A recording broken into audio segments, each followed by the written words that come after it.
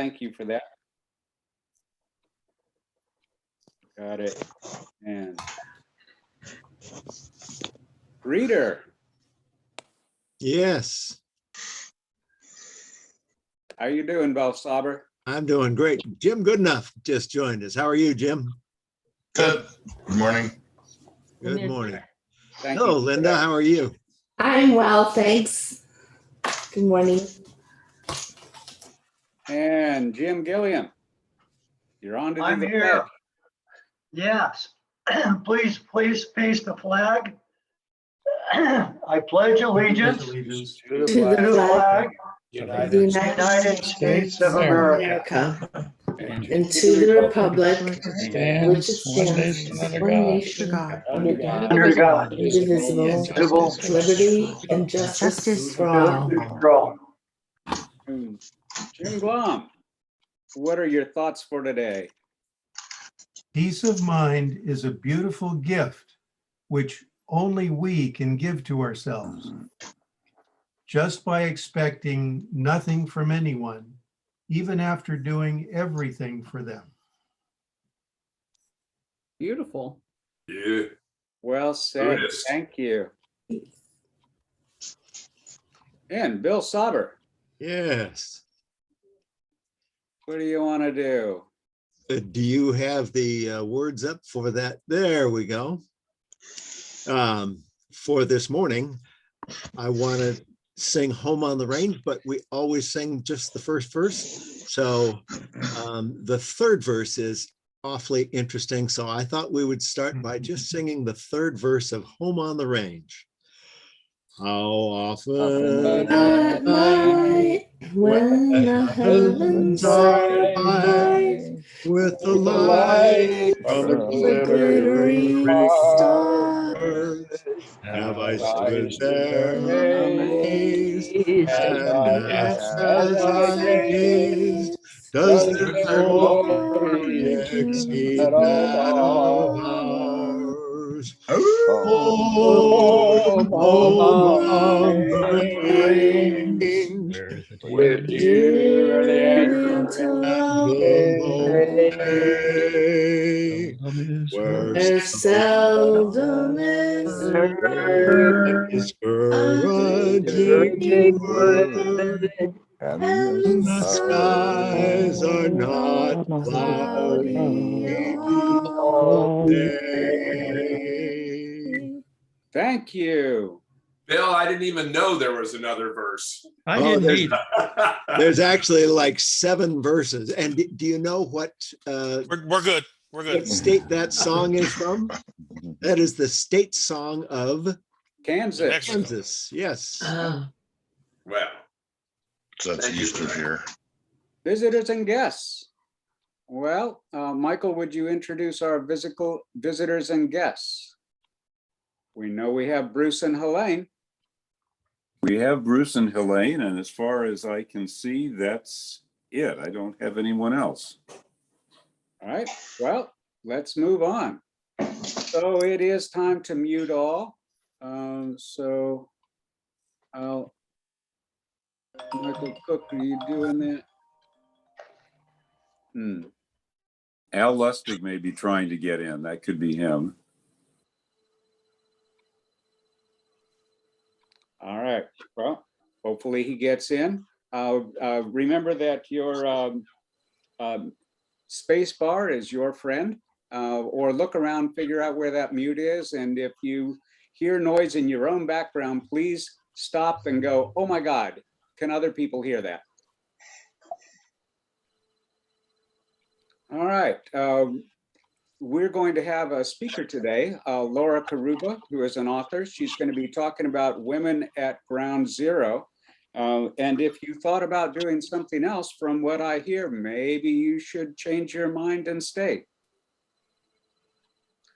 Just want to go through these volunteer screens again, because these are the folks that provide leadership, and it's a good opportunity for you to remind yourself if you have a particular interest or a question, these are the folk to go to. They are our chairs of committees and also the folk who provide services to us. And it's a big list. A lot of people to have gratitude to.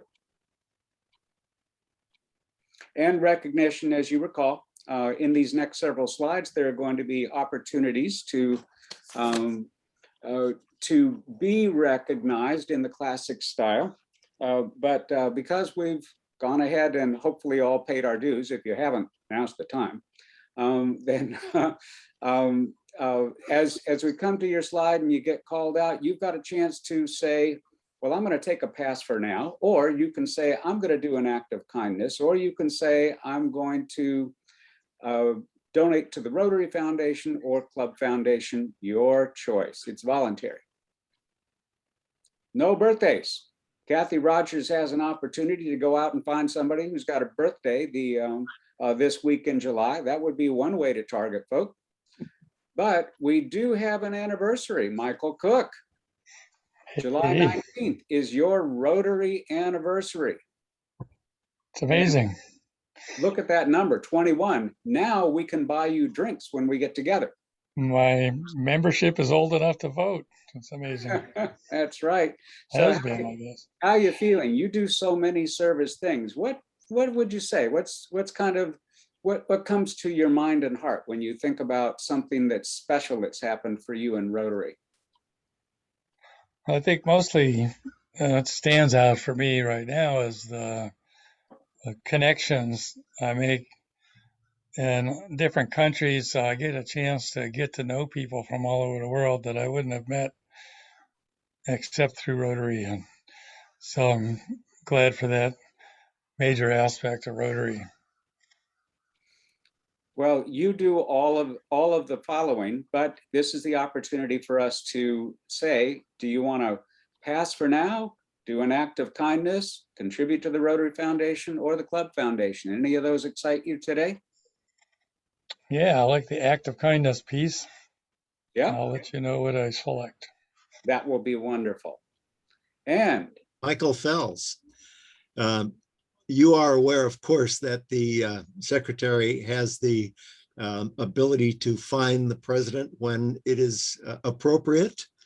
I am aware, though we're no longer doing fines, but Well, what did you have? recognition, What did you have in mind? What Well, did you have in mind? the president clearly stated that there were no birthdays when my birthday is on July 20th. I am totally offended. Oh, what?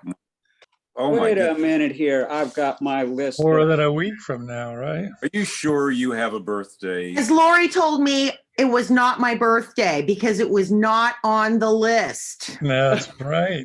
Well, you stopped having. You're not in the birthdays, database. You- You gotta If it's not on the list, it's only your own fault, because every month you get a chance to modify that list. That's Okay, right. Bill. Well, Bill Sauber, if I have made a mistake, I will double whatever you say you're going to do.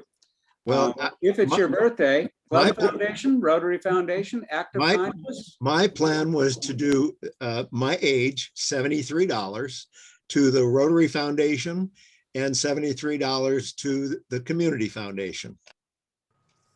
Ooh. Come on, David. I'm going to look on the list. You want me to You're gonna figure out where I put that list now? You have a I got calculator? it. Double Yeah, down, they're double all- down, baby. Doing that, but we'll get back to that in a while. I'll tell you later. I'll do the Rotary Foundation. I'll let you do mine for the Community Foundation. Well, what if your name's on the list? Then you're doing both. Double. Oh, you said if it was on. You the list, already you were gonna said do it. You Be missed a it. Rotarian, man. You're Live already up. I through said, that no, slide. I said Can't something undo different than that. I was thinking, but okay, so I'll do your Community Foundation. We'll split the difference and I'm going to look and see, and then I'll let you know in case you want to up a little bit, but I'll do 73 to the foundation. Let me give myself a note. Community. Good. Jim and Kathy Gilliam, a wedding anniversary. Is that what you're doing? Yes. Yeah, I'm here. Tell us about Yeah, it. 56 years. Whoa, 56 years together. off to a good And start. Yeah, in our 56 years, we probably have spent maybe less than 2 weeks apart in bed. Woman's a saint. So Jim, I've obligated myself to ask the same damn question of everybody. Club Foundation, Rotary Foundation, an act of kindness, or are you going to pass? I think I'll do an act of compassion to somebody today. That'll be lovely. That is a contribution to the world. And Steve and Barbara Barney have a wedding anniversary also right after you. Yep. So Barbara, you're busy moving. Yes. What are you going to do to celebrate your anniversary? Well, let's see.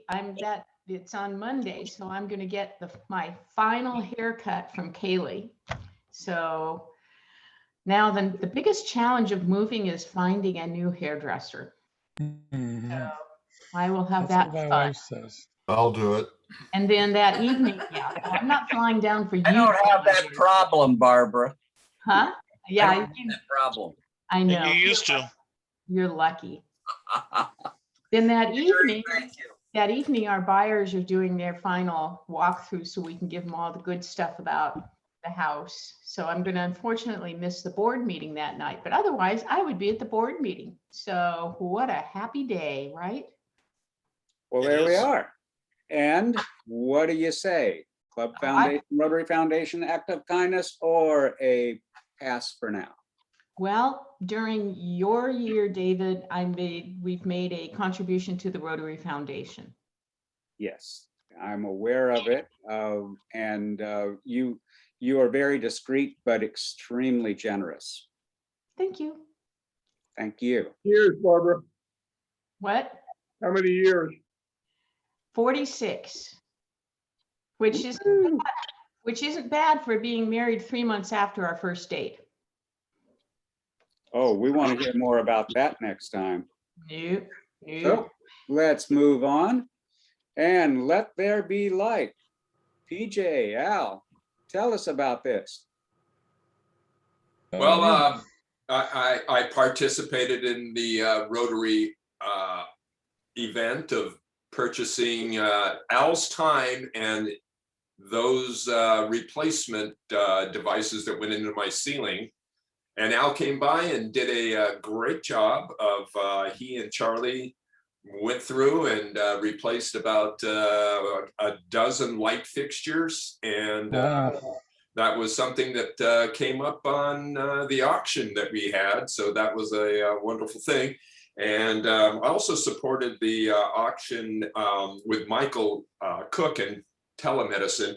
And this is one of the things that I ended up with is, oh, you can't really see it because of the blurred background. Whoops, well, anyway, it's a Southwest scene and it's really nice. And my other item was I'm going to be cooking on Zoom with an Iron Chef this Sunday. That was another thing that was in Michael's telemedicine auction. So, but anyway, it was a pleasure having Al over and I blabbed too much, excuse me. It was lovely. And well, both of you already made a contribution to the Club Foundation through that. Got anything else you want to do? Well, I in order to put these replacement LED lights into Patrick's home, I had to buy a package that required more than we needed because it covered bulks. So that means I'd have either 4 or 5 additional recessed lights that are used for replacement of your existing ones. And it's a very quick installation. And I'm willing to sell them out for $6 each for a total of $24. And that money should go back to the foundation or our community foundation if anyone in the club would like to purchase them. And I could give you a real quick installation consultation. Tutorial. I'll buy them. Lori will buy them. Any takers? Lori will. And I have a few that Al left with me. I have 1 6-inch and 2 4-inch recessed lights that I'll contribute back to Al for the community foundation. That would give you 6 4-inch and 1 6-inch. Okay, so who's the maybe this whole, I saw a couple of hands. Maybe this should become an auction. Lori. Lori, Right. Let Lori, Where's Lori has Vicky it. when we need her? Okay, Lori, you got him. Lori's Lori, I'll drop by out the, there. I'll drop by mine directly to you at your work spot. And I will do that when Angela comes in for her glasses. Perfect.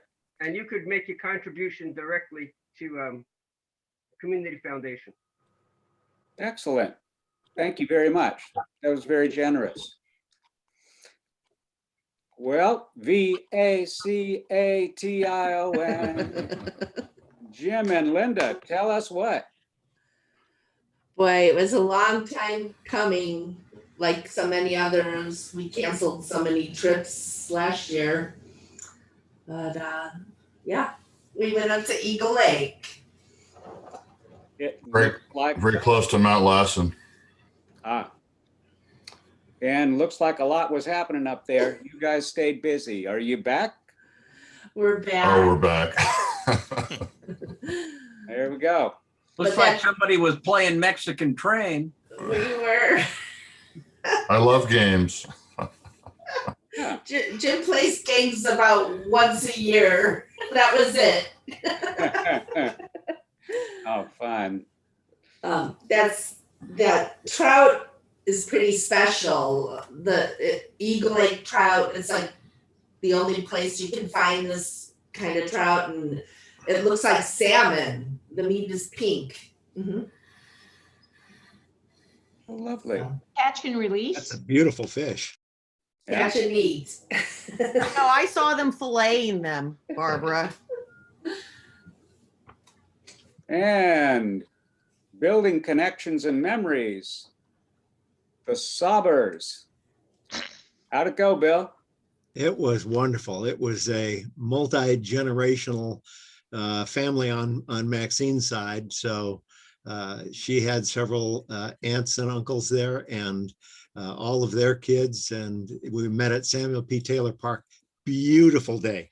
We were driving down there and it was all overcast along the coast. And I thought, sure, it was going to be kind of coolish there, but it was a beautiful, warm, sunny day.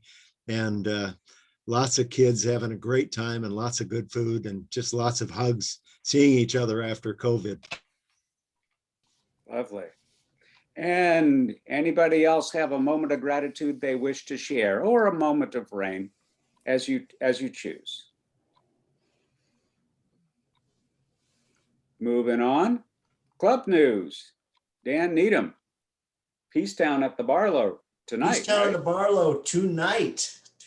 So we're going to have a table with Rotarians to chat about Rotary, but also some sign-up sheets for people to express interest in volunteering to help us pick up trash, or some of the work that we might do in the park, and some of the other organizations that we're cooperating with, service organizations, might have some sign-up sheets too.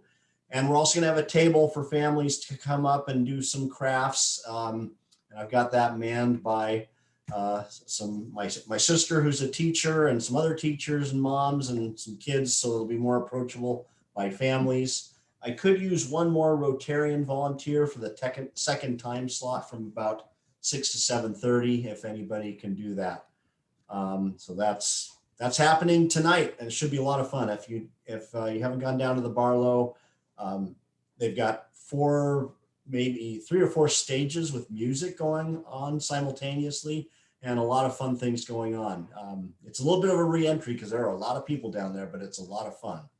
Mm-hmm. Also, we've got the next 3 months scheduled for our Redwood Empire Food Bank. It's the last Wednesday of the month, and right now we have July, August, and September scheduled 2 to 4. They've changed it. It used to be 1 to 4, so now it's even easier to help out at the food bank from 2 to 4.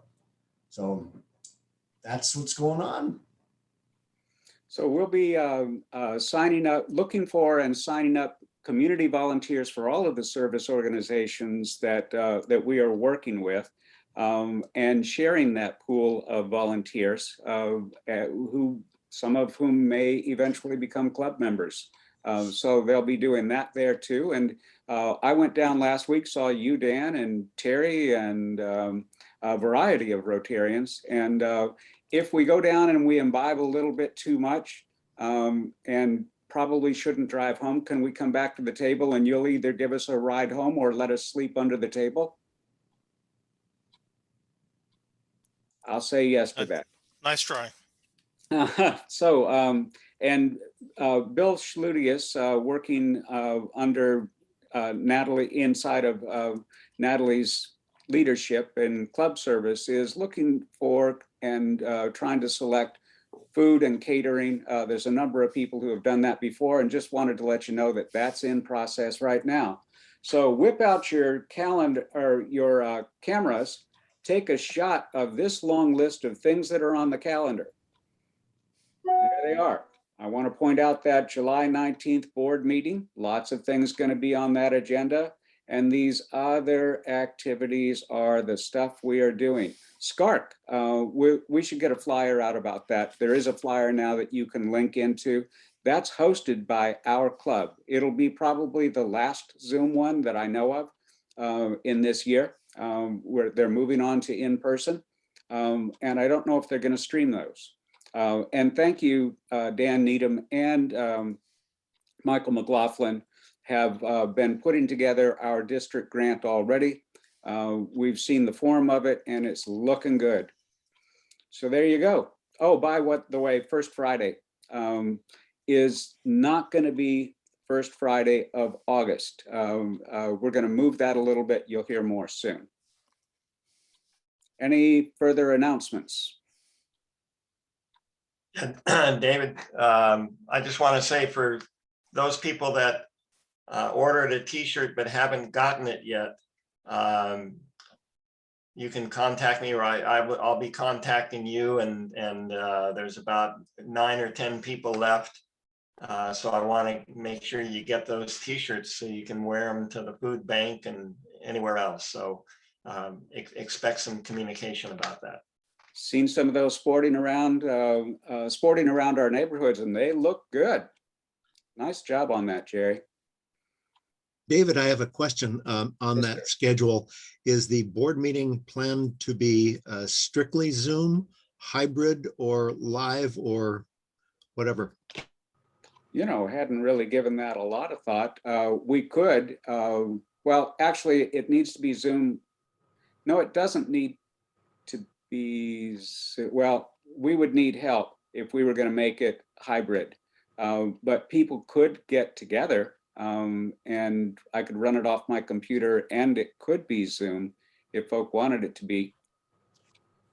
How about we'll make that an option of coming down to the Masons Hall and opening that up. I'll check and make sure that that's available. But July 19th, 5:30, we could make it so that you could come and people could Zoom into it. I can do that. Okay, great. Thank you. And next week's program presenter, some of you have heard him before, Richard Hertz, who is Kathy's husband and is a brilliant speaker, will answer questions on anything. That's a challenge, right? But a brilliant fellow to American politics questions. Oh, and okay. baseball. Hey. Don't forget baseball. Okay. There we go. And what about Disneyland? I'm only presenting what was given to me. He'll talk about anything, and it may be that on the spot he will say, yeah, I'll take that question offline. So Can we ask him about Kathy? Ooh, that's what we need. Tell us the truth. We need to know. Good idea. Okay, and our presenter for today, Charlie, take it away. Mary Karuba. Can you hear me? Yes. Okay, good. Just checking because I'm on a different screen here. Mary is a local. She lives in Grayton, and she's the co-author of the critically acclaimed book, Women at Ground, Stories of Courage and Compassion. And it's a book that honors the women heroes of 9/11, the challenging process of finding the women heroes and giving voice to their, was Mary's own ground zero. And the lessons she learned about taking risks, moving forward in the face of fear, and overcoming a powerful series of inspiration, one of those. So thank you very much for coming, Mary. We all appreciate it. And take it away. Thanks, Charlie. Good morning, everybody. I'd like to just mention a couple things quickly. One is that a woman is coming over, a friend of mine, to pick up my dog. So at some point in this talk, there might be a couple of moments of canine insanity where my dog has to let the entire world know that she's going on an outing. So I'm so sorry, I can't train for that in advance. There might be some barking. But I'll let you know when to expect it because I'll hear the car out front. The other thing is that usually when I'm giving a talk, of course, my phone is on Do Not Disturb and I don't get interrupted for any reason. But my mother right now is going through radiation treatments for a very serious bout of 2 types of cancer. And so my phone is set up that hers and my sister are the only 2 phone numbers that can break through. So if my phone rings while I'm speaking and it's anything to do with my mother, I will answer it because we're in a very critical stage right now. So I hope that's okay. The other thing is that, yes, you said it's okay. Thank you. The other thing is just because I thought you'd want to know, this is my birthday month. Since we're celebrating birthdays, and I have to tell you this, I'm not excited about it at all. I'm 64 and I just can't, who cares? I just can't get any excitement about being 64. Now I am excited about 65 for all the discounts, but besides that, 64 seems so ultimately boring to me. But anyway, that's who I am. My birthday was just a few days ago.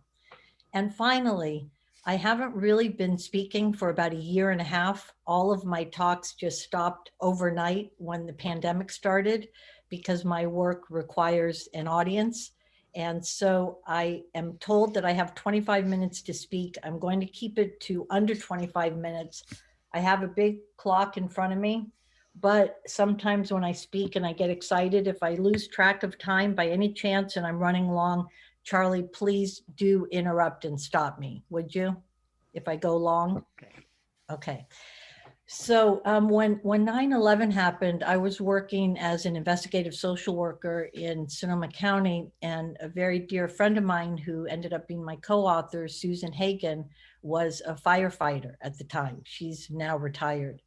And when 9/11 happened, my entire world just changed overnight. It was a turning point for me, and life really has never been the same since that morning. My family is Arabic. My family is from the Middle East. And so on that morning when that happened, I knew enough about the history between our 2 countries and what was going on that I sort of knew what was happening. And I was terrified. I imagined my own family members getting gunned down in the streets. And after 9/11, many of you might recall that there were a lot of acts of violence and people getting shot in the middle of the street. And so in a personal way, I was concerned for my family and for my family that's in the Middle East and my family that's here. And also as a person that works with first responders quite a bit, I was terrified for the people that were going down to that site, which by the way, has really been brought back by what's happening in Florida. The situation in Florida with that building coming down has been very difficult for a lot of the people that worked on what they called the pile at Ground Zero in New York, because it's so reminiscent of that time. And so both my co-author and I were really worried about what was happening to the people down there at the site and how the rescue and recovery efforts were going. And so we were keyed into a lot of news, reading the news, watching the news, listening to the radio, just trying to keep up with every detail as it emerged about this major event in our lives. And we started noticing that all of the language that was being used to describe this event and the heroes that were responding to it was a throwback to the 50s, to the 60s. We started hearing a lot of talk about the firemen and the policemen and our brave guys and the brotherhood of the fire department. And my co-author and I realized that this language was basically making invisible all of the women rescue workers that were part of this tremendous effort. And at that time, there was this sort of new American hero emerging, the police officer, the firefighter, the emergency medical technician, and they were being held up as they should for recognition and praise throughout the world. But what we noticed was all of the praise and all of the recognition was for the male first responders. Every show on television, even Saturday Night Live, at one point, they had their whole audience was first responders, almost all men. Oprah Winfrey did the same thing. All the shows, the 2020, the 60 Minutes, the everything that was, you know, describing these stories of these incredible heroes were all about the men. Now, I will just say briefly, having had a lot of years to reflect on this and try to understand why that was the way it was, there was no ill intent on anybody's part. I think what happened is that as a country, we became so frightened that we sort of reverted in a way to a childlike version of the hero firefighter, you know, the big, strong fireman that's going to come in and save me.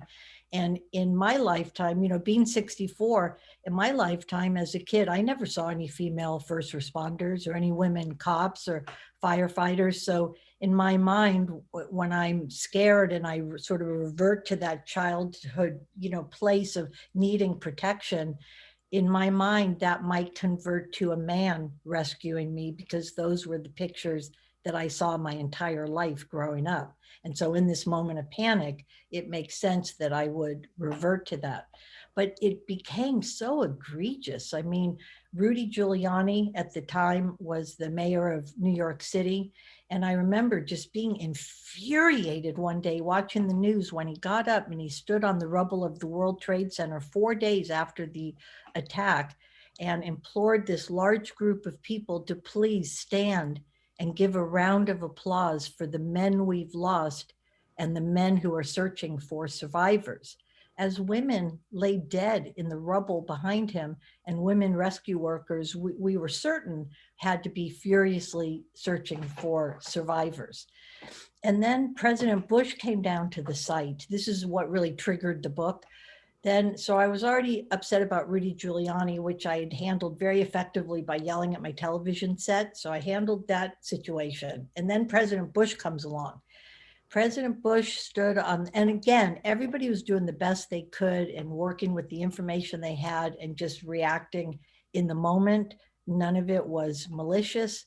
But when President Bush stood on the rubble of the World Trade Center, threw his arm around a male firefighter and said, "I've come to New York to praise all the brave men involved in the rescue and recovery efforts," the top of my head almost exploded, because women have been fighting for decades to make some kind of inroads into these fields. And finally, in the last couple of decades, there had been real progress in that regard and some real integration in these departments of men and women. And all of a sudden, seemingly overnight, we were back to 1960, when it's only the big, strong man that's going to come save you. And I felt that women were being written out of history and written out of the history books.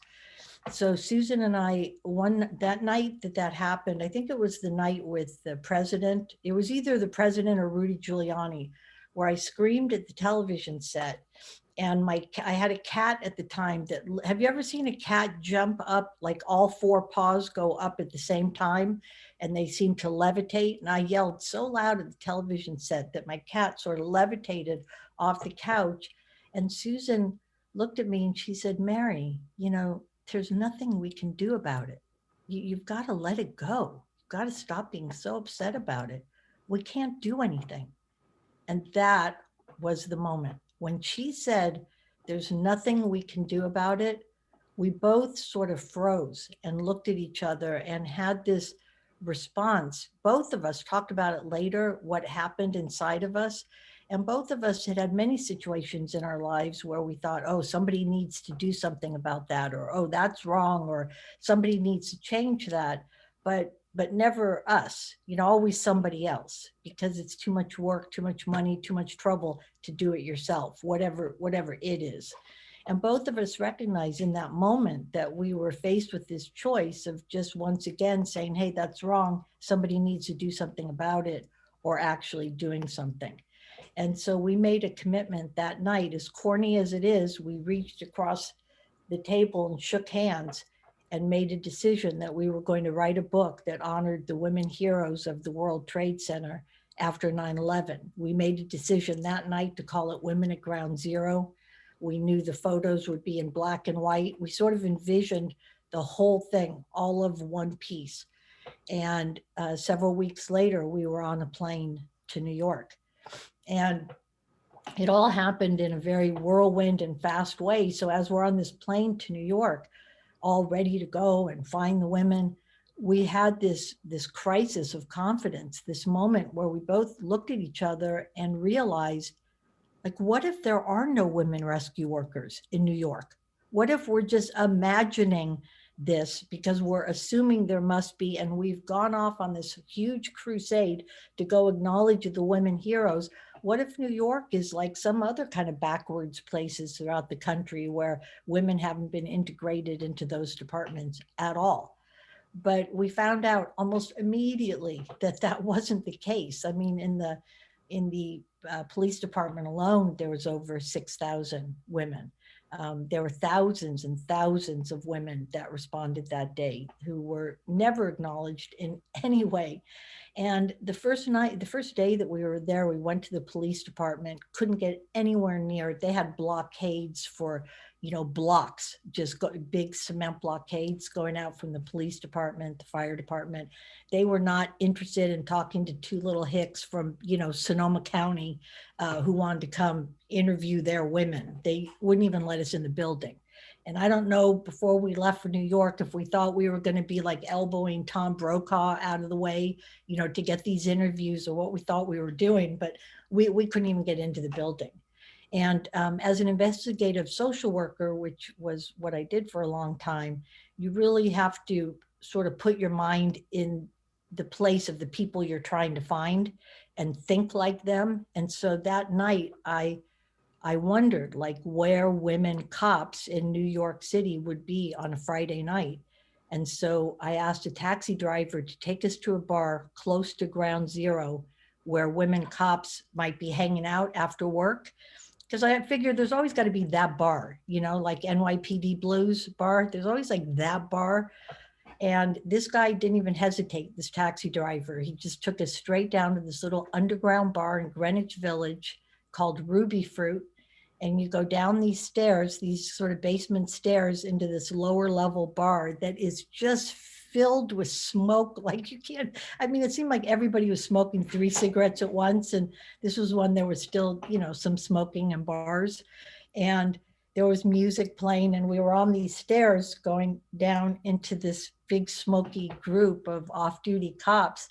And when there was a break in the music, I made an announcement from the stairs, and I said, "Excuse me, are there any women first responders here that were at Ground Zero on 9/11? We need to speak with you."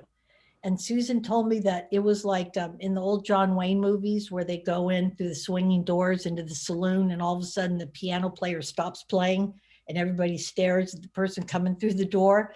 That's what it was like. Like, the whole place just went silent, and everybody, hundreds of people in this little downstairs bar, are looking up at my co-author and I. And Susan said I made my announcement in my best California accent. And so immediately after I made the announcement, 3 women come forward. And let me tell you something, I'm sure there's some of you that are from New York or know New York, the New York attitude and the New York way of being, especially on a New York City cop or a firefighter. So these 3 women come up, 2 were police officers and 1 was from the ATF. And they come up sort of chest chest puffed out. And I don't want to say exactly what the woman said because she swore, but one of the women said basically, you know, what in the frick do you think you're doing asking about women first responders? What in the frick do you want, you know? And I said, we're from California. We've been reading all the news reports about 9/11. We haven't seen one story about a female hero, not one. We haven't even heard a name or seen a brief picture on a camera. And we came to New York from California to find the women heroes and write a book about them. And as I'm saying this, I see that one of the women who's on crutches and has a lot of bandages, she's crying. That was Carol Pockner, one of the women in the book. She's crying. And she explains to me that just that day, she was at the police precinct for a photo op, because after 9/11, there was a lot of political maneuvering and, you know how it is. And there were these photo ops where the politicians would come down and, you know, or give gifts, or different celebrities would come, and then there'd be a photo op with whoever was hanging around the police department at the moment. So she gets scooped up to be part of this photo op where a colleague of hers is being given a gift from, I think it was from a celebrity or something, a trip to Hawaii for a police officer and the police officer's family, all expenses paid trip to Hawaii is given to this guy that she's standing next to in this photo op. Great, lovely, no problem, right? Except she's standing there on crutches and with bandages from all of the injuries she incurred when she responded so heroically on the day of the attacks on the World Trade Center, whereas her colleague who was getting this trip to Hawaii wasn't even in New York at the time of the attack and was on vacation with his family. He was on vacation with his family when the 9/11 attack happened.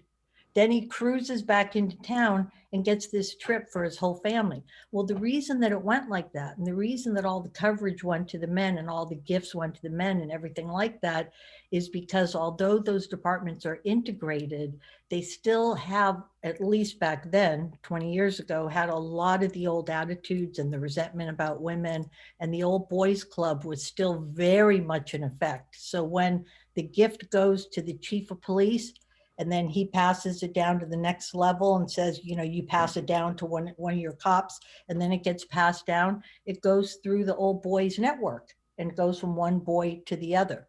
So the women ended up never receiving any acknowledgement at all, even to this day, which is pretty remarkable. And Penguin Putnam, our publisher, you know, pushed us to really get the book out before all the other books about women heroes came out. And to this day, with the hundreds of books that were written about 9/11 and the heroes of 9/11, Women at Ground Zero is the only book about women heroes. And we killed ourselves to get it out before all the other ones came out. And we could have really saved ourselves the trouble. When we went to New York, we met these women, interviewed them for the book. I could hardly believe the stories that I was hearing, the stories of courage, and could not believe that none of this had ever in any way been translated to the American people. One of the women in the book, Terry Tobin, who's now the deputy chief of police for New York City, at that time she was a captain. And when she heard the call, she was half a block from Ground Zero, and she was pretty high up at that time. She could have easily gone to headquarters and been part of decision-making and stayed out of the line of fire. But she goes to the trunk of her car, puts on a pair of athletic shoes, runs into the building and started evacuating people. When the first building came down, she was hit so hard in the back of the head with a piece of cement that flew into the back of her head. She was wearing a Kevlar helmet, which she had pulled from the trunk of her car. And if any of you are familiar with Kevlar, you know it's designed to stop a bullet. Well, this cement, the velocity of it was so amazing that it just cracked the Kevlar helmet in two and lodged in the back of her skull. And at that, she didn't know it at that time. She found out later when she started having all kinds of dental problems a year or two after 9/11 and lost every single tooth in her mouth in her 40s because there were so many hairline fractures when she got hit with that cement that it completely ruined her mouth and all of her teeth had to be removed. She's got full on dentures now. So she gets hit in the back of the head. And when that building went down, there was a guy next to her. She grabbed his, no. When the building went down and the dust was really, really heavy, she sees a hand through the dust and she grabs it and she's telling this guy, listen, hang on. I'm a cop. I'll take care of you. Just stay still. And she's explained to him what to do, how to breathe and what to do. And then the dust settles and she goes to stand up and to help him up. And it's just an arm detached from the body. Now she's looking frantically to find the body. This is after she's been so heavily injured. She goes back in and she is still evacuating people in that condition. She also incurred permanent hearing loss at the time that happened and broke her ankle. So on a broken ankle and her head smashed in and everything else, she's still going back in and getting people. When the second building came down, a shard of glass flew into the middle of her back, a piece of glass like this that lodged in her back, lodged and stayed there. And she was still trying to get people out in that condition. I mean, can you imagine somebody coming towards you that's bleeding and limping and can barely see from all the blood in her eyes and has a piece of glass protruding from her back and she's saying, come with me, I'll help you. I mean, that this is the quality of people that we ended up writing about and talking about that the world never knew about. And even when the paramedics came and got her and brought her down to the ferry, they were bringing the ferry across to the hospital. She saw a reporter that she knew whose legs were all mangled up. He had been really hurt. He was under a tree. There was only room for one more. And she said, take him.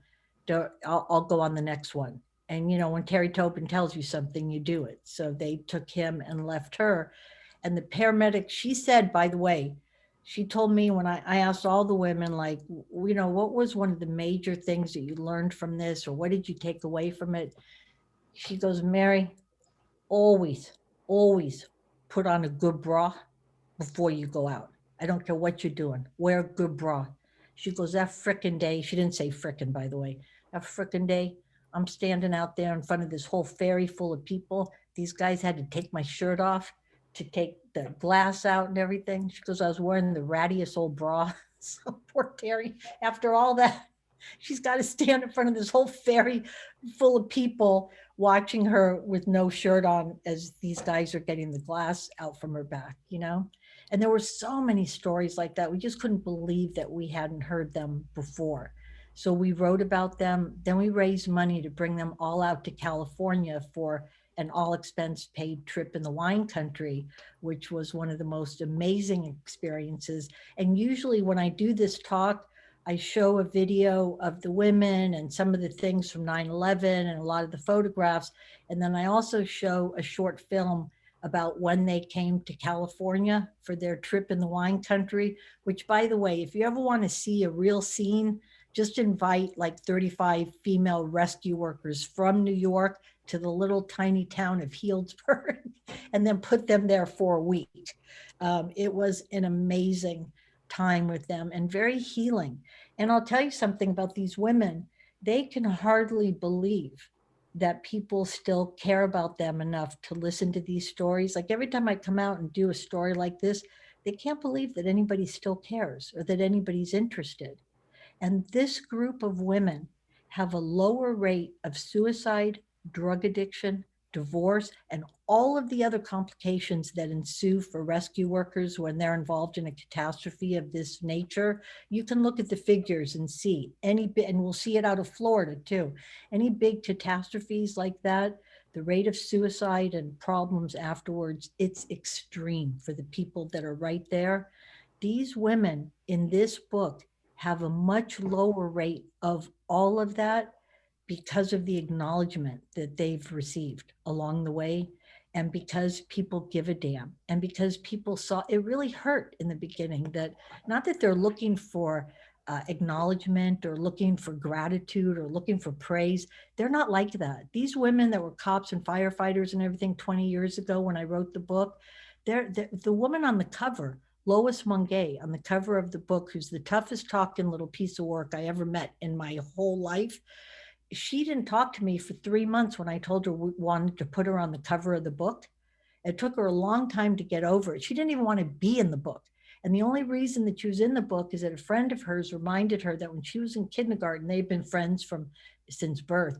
In kindergarten, she knew she wanted to be a firefighter and told the teacher when they were saying, what do you want to be when you grow up? And the teacher says to her, when she says, I want to be a fireman, she says to her, oh, honey, only little boys can grow up to be firemen. You can't do that. And her friend reminded her of that and said, do you want little girls still thinking that in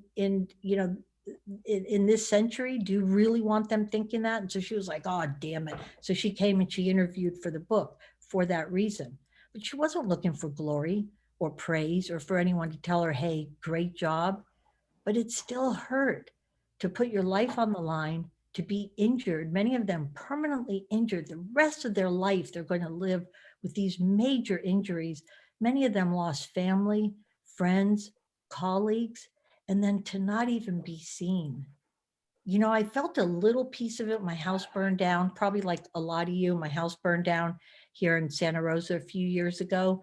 And when the federal government seemed to have not much of a response or just told us to rake the forest or whatever, like there wasn't this big outpouring of like, oh my God, California, what can we do for you?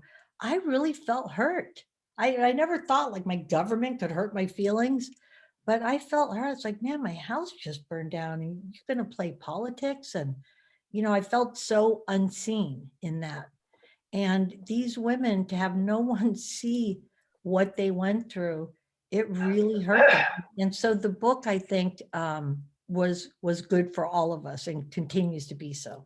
So there's a lot more to it, but that's all I'm going to say now because that's my time for the moment. And I would like to leave a few minutes for questions. And I'm sorry to leave so much out of the story. It seems so inadequate to me what I have told you, but in the amount of time I have, that's all I can do. So thank you for your time. And if you have any questions, I'll take them now. And thank you, Mary. What was the reaction of the New York emergency scene, firemen, the policemen, when your book came out? Well, we kept it extremely low profile in New York. To this day, I've never done any talks there. I accepted no speaking engagements. I did no press conferences. I mean, nothing, because the fallout for the women was so extreme anyway. Just the fact they were praised in a book was a lot. In a lot of these departments, there's a weird thing about any one person being singled out for attention. And if you end up in a newspaper article or something, you have to put money in the jar or you have to get spanked or some stupid thing, if you get attention for yourself. So the culture doesn't promote it. And especially in New York with old boys clubs. So there was no reaction because we kept it very low profile.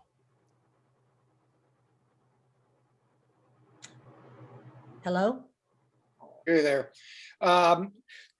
There were a lot of claims that first responders had for medical issues. And I'm wondering how the women were treated with those claims. Were they treated the same as the men or were they? Oh, I think so. Yeah, they as far as the medical stuff went, there's been a lot that they've done in New York, which is really good after 9/11, and the women have had access to those services and treatments just as the men have.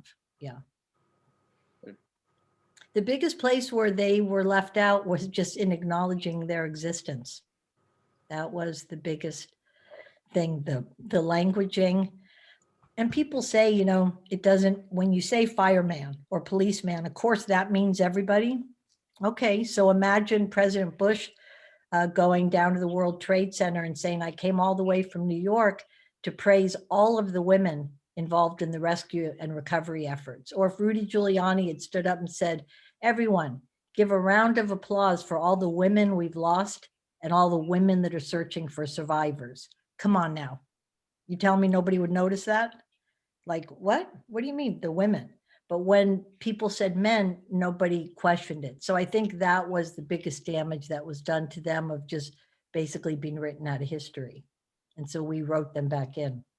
Mary, have you noticed any any change in attitudes? We've had countless national tragedies go on. Is it getting better? Are people Yes. recognizing? I think it is getting better. Just like if you go into a hospital now, you see a lot of the new doctors have a much different attitude. They don't have that old patriarchal attitude of what I say goes and you'll do what I tell you. And that whole thing that I used to hate in the medical system, you see a big difference now with the younger people that are coming in. And I think you see that reflected too in police departments and fire departments. There are a lot of women coming in. There's a lot of blending going on, and really what it takes is time. It takes time for men to work with women and see how great it is and to get over all that. And so I do believe that that's happening. Yes, slowly, slowly. Well, thank you, Mary, for joining us today. Not only did you see something and say, hey, what about that? But you took the initiative to actually go there and make something happen. Kudos to you, and thank you very much for sharing with us today. That's Thank wonderful. you. Thanks for having me, everybody. I appreciate it. Thank you. Thank you, Mary. And I'm going to attempt to share my screen again. There we go.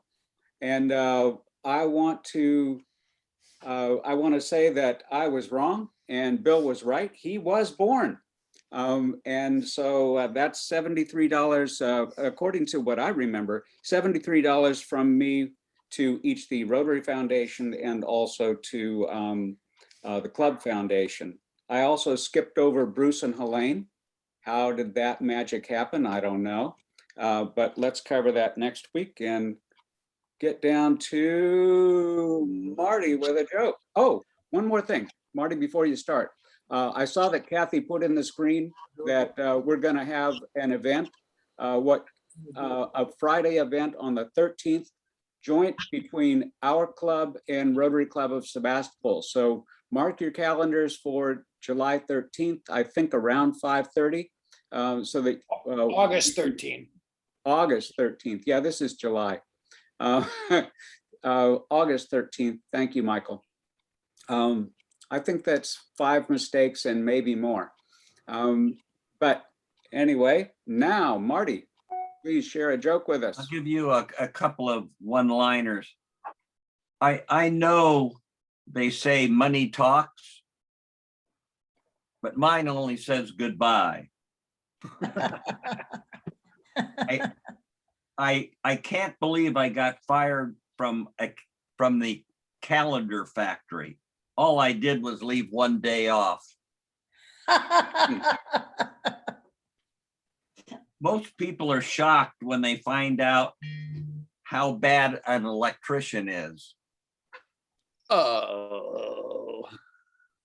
I was addicted to hokey pokey, but then I turned myself around. Is that it? Finally, a drunk appears before the judge. The judge says, "You're here for drinking." The drunk says, "Well, then let's get started." Marty, thank you. Those are all Paraprodoskians. Thank you for that. Where'd you get them? On parade.com jokes. Awesome. Great job. And Bill Sauber, you brought us in with cowpokes. Take us out as cowpokes.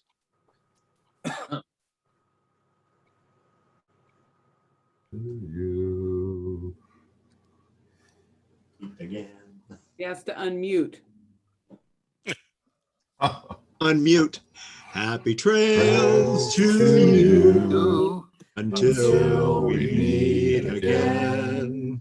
Happy trails to you. Keep smiling until then. Happy trails to you. Shall we meet again? Again. Bye, folks. Great week, Thank you all. everybody. Bye. See Thank you. next week. Thanks, Mary. Good job, Mary, David. it was great. Bye, Bill. Bye, Bye, everyone. Bill. Bye, Bye, y'all. Bill. Thank you, Mary. Bye. Thank you. Bye, Mary, could- bye, Bruce and Helene. Bye, everybody. Bye. Bye now. See you soon, Dan. Okay, bye.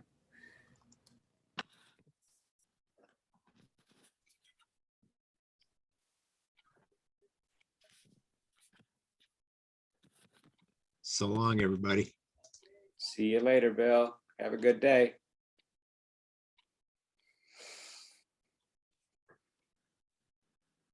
Henry, you're always upside down when I see you on the screen. How do you do that?